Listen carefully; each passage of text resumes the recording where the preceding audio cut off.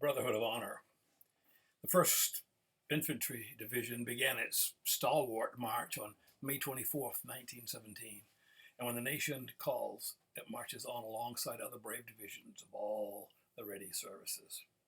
Nicknamed the Big Red One, the fighting first, its motto is no mission too difficult, no sacrifice too great, duty first.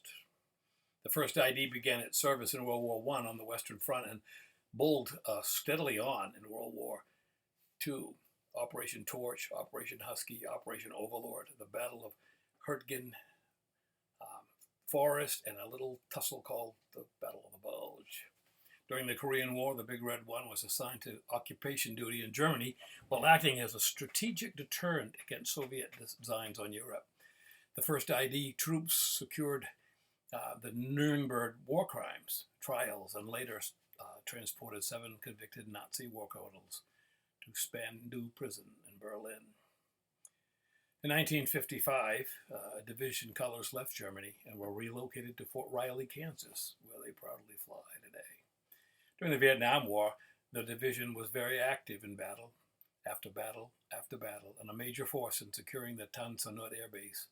From there, in 1970, the division returned to Fort Riley, having seen 11 of its members receiving the Medal of Honor.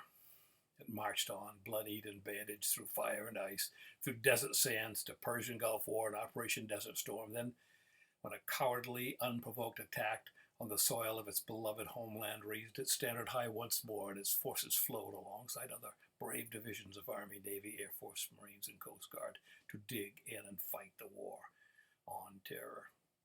This division was active in Iraq and stood ready and tall in the hills of the Taliban-torn Afghanistan, determined, tough soldiers. And one night I watched it weep.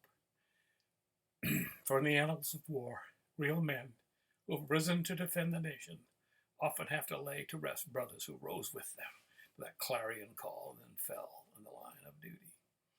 As I chatted with them, I pointed out the Fallen Heroes book on the stand placed between the flags to honor our heroic sons and daughters. They immediately went over, flipped a page to December of 2012, and then their eyes got moist. "Hey," one of them said, "call Sergeant Fraser over here." And soon the whole squad was reading those 2 precious names, removing the pages to sign their own names in memory of their fallen brothers. We were a small squad, they said, and losing these 2 hurt us a lot. They were killed by an IED which wounded 2 others pretty bad. I showed them the names on my vest, and they said they had just gotten in country when they heard of Captain Brainerd's loss for his nation, and they were glad that we could escort such heroes home. They opened up a bit and talked about war and about loss and about the joy they felt as they came down the ramp to thunderous applause and handshakes. And as God's blessings would have it, several young children to greet and smile and say, "Welcome home."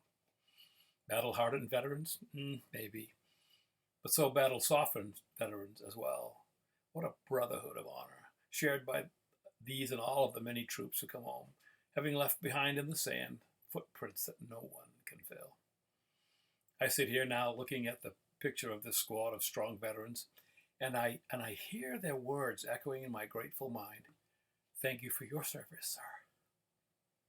And I ponder the vagaries of life, and I also am thinking of that book, and I weep for the mothers of 2 more brothers I had never